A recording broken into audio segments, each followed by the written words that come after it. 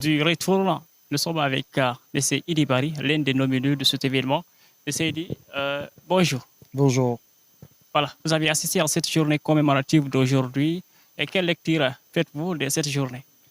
La lecture, d'abord, je suis très content d'être nominé et de rencontrer d'autres Africains, d'autres Afro-descendants.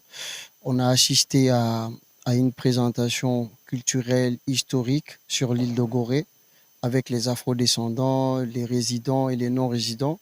C'était quelque chose de très fort pour parler du retour de cette histoire de l'esclavage qui a duré pendant plusieurs décennies et qui a laissé une tache noire dans l'histoire du monde. Donc, être nominé et participer à ce genre d'événement, c'est une grande opportunité et une fierté. Donc, je suis très content de représenter la Guinée dignement.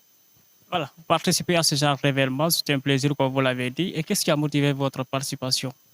Bon, je ne saurais le dire. Je pense que ça, c'est à l'équipe, aux organisateurs de ce projet. C'est eux qui ont la réponse à ça pour dire pourquoi j'étais nominé.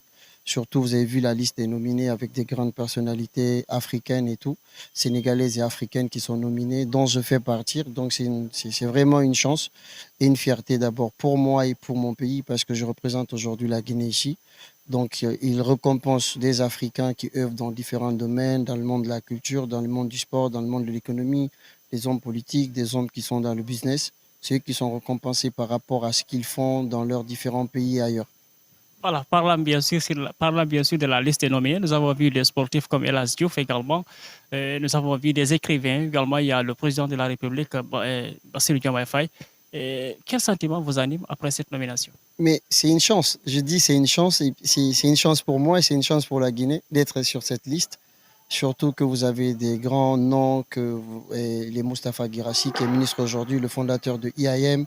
Vous avez beaucoup de personnalités qui sont là. Monsieur Youssou N'Dour qui est nominé, Daradi qui est nominé, beaucoup d'autres personnalités qui sont nominées, le PDG de Sénéweb, beaucoup de grandes personnalités sont nominées. Donc faire partie de cette shortlist, c'est une chance pour moi et je vais saisir ça pour me faire d'autres opportunités, d'autres ouvertures. C'est tout simplement ça.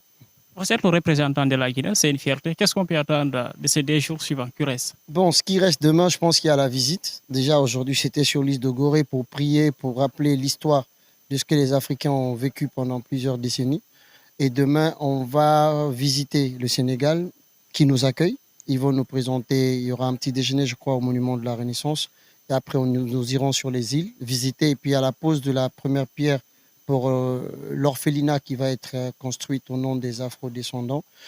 Et puis, voilà. Et le dimanche, prier qu'on ait un trophée. Parce que nous sommes juste nominés d'abord.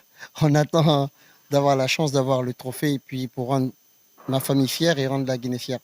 C'est Debari, je vous remercie. Merci beaucoup.